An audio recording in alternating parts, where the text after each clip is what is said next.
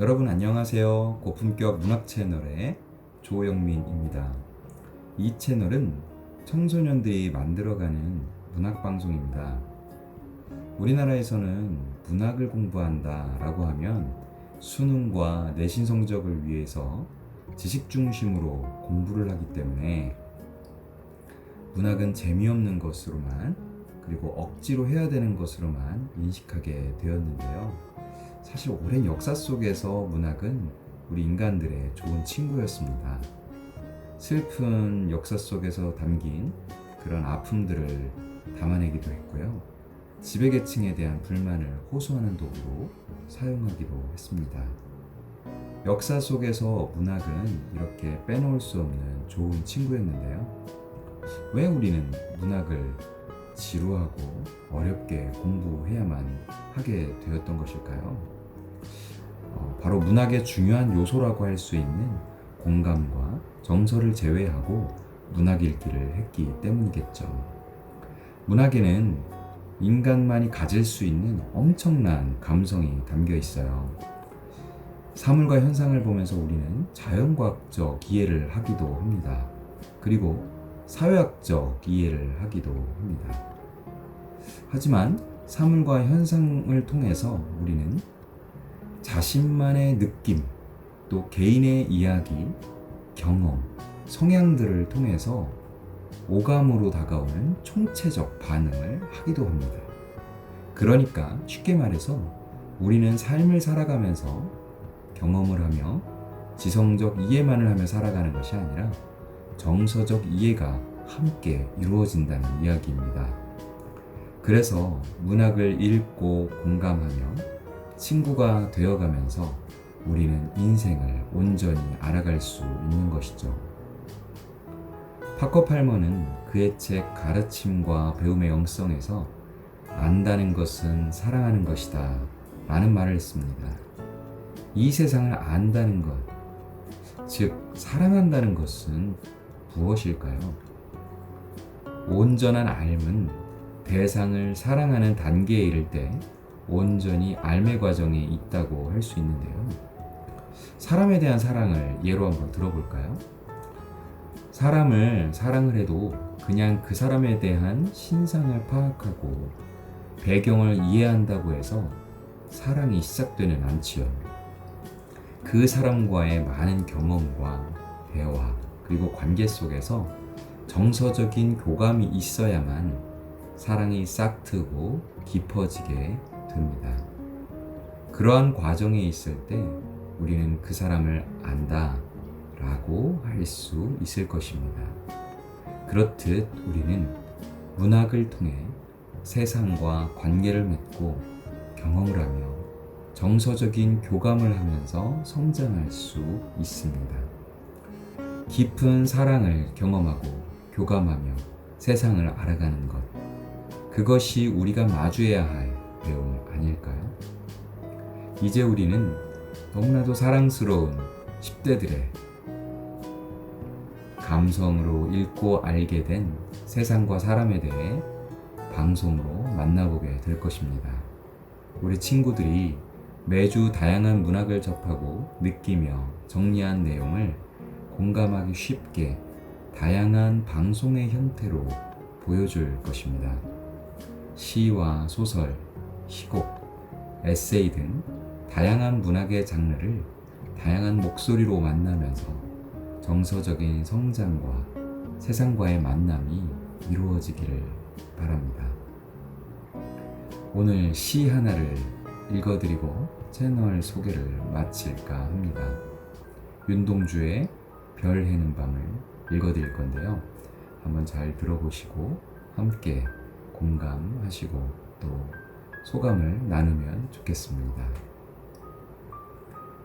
별 해는 밤, 윤동주. 계절이 지나가는 하늘에는 가을로 가득 차 있습니다. 나는 아무 걱정도 없이 가을 속의 별들을 다 해일 듯 합니다. 가슴 속에 하나, 둘 새겨지는 별을 이제 다 못 해낸 것은 쉬 아침이 오는 까닭이요 내일 밤이 남은 까닭이요 아직 나의 청춘이 다하지 않은 까닭입니다. 별 하나의 추억과 별 하나의 사랑과 별 하나의 쓸쓸함과 별 하나의 동경과 별 하나의 시와 별 하나의 어머님, 나는 별 하나에 아름다운 말 한마디씩 불러봅니다. 소학교 때 책상을 같이 했던 아이들의 이름과 폐, 경, 오 이런 이국 소녀들의 이름과 벌써 애기 어머니 된 계집애들의 이름과 가난한 이웃 사람들의 이름과 비둘기, 강아지, 토끼, 노새, 노루, 프란시스자, 라이너 마리아 릴케 이런 시인의 이름을 불러봅니다. 이네들은 너무나 멀리 있습니다. 별이 아스리 멀듯이 어머님, 그리고 당신은 멀리 북간도에 계십니다. 나는 무엇인지 그리워 이 많은 별빛이 나린 언덕 위에 내 이름자를 써보고 흙으로 덮어버리었습니다. 나는 밤을 새워 우는 벌레는 부끄러운 이름을 슬퍼하는 까닭입니다.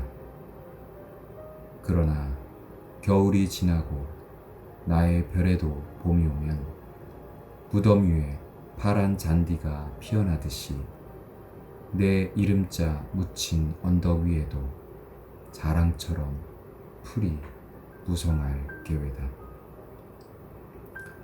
윤동주의 별해는 밤이었습니다. 최근 저는 저와 같이 사는 분 덕분에 별에 대한 관심을 가지기 시작했는데요. 우리 머리 위에 떠 있는 별이 오랜 역사 속에서 사람들에게 어떻게 인식이 되고 또 어떤 상상력에 의해 의미가 부여되었는지를 알게 되면서 그 별의 의미를 더 깊이 이해하게 되었습니다. 어떤 사람들에게는 별이 그리움이 되기도 하고 어떤 사람에게는 위로가 되기도 하면서 어떤 사람에게는 자신의 향방을 일깨워주는 지시등이 되기도 합니다. 윤동주는 별 하나하나를 헤아리면서 자신에게 가득한 추억과 사랑과 쓸쓸함, 동경, 시, 그리고 어머니를 부릅니다. 자신을 가득 채우고 있는 대상을 별에 대입하여 자신의 정서를 노래하고 있는 것이죠.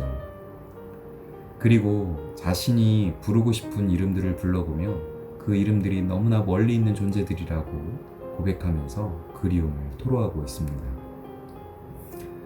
그것들이 멀리만 있는 이유는 바로 조국과 자신에게 있어서 아직 봄이 오지 않고 있기 때문일 텐데요.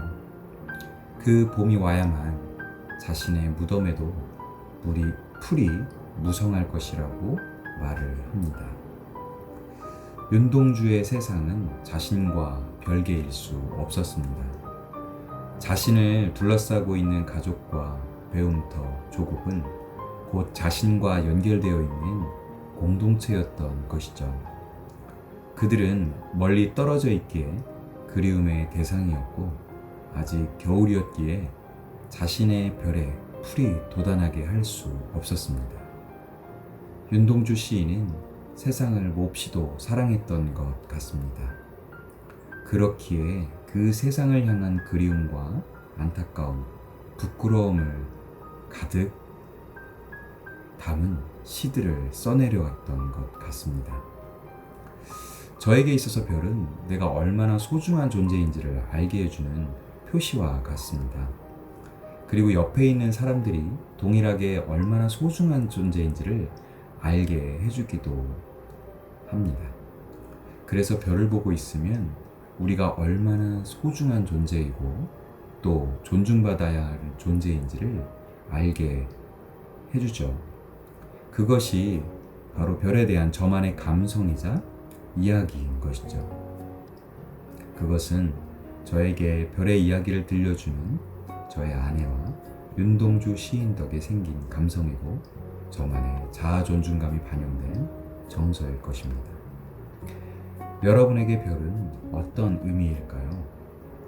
바로 우리 고품격 문학 채널을 통해 여러분만의 별을 찾아가는 그 의미를 발견해가는 시간들 되시길 바라겠습니다. 그것을 원하시는 분들은 지금 바로 구독과 좋아요, 알림 설정 눌러주시고요. 활발한 댓글도 부탁드리겠습니다. 앞으로 2주에 한 번씩 우리 친구들이 여러 문학의 이야기들을 담아서 방송으로 올려줄 것인데요. 우리 함께 여러 문학들을 감상하시면서 함께 공감하고 소통하는 즐거운 시간 되었으면 좋겠습니다. 오늘 하루도 수고하셨습니다. 그러면 앞으로 우리 고품격 문학 채널 많이 사랑해주세요. 안녕.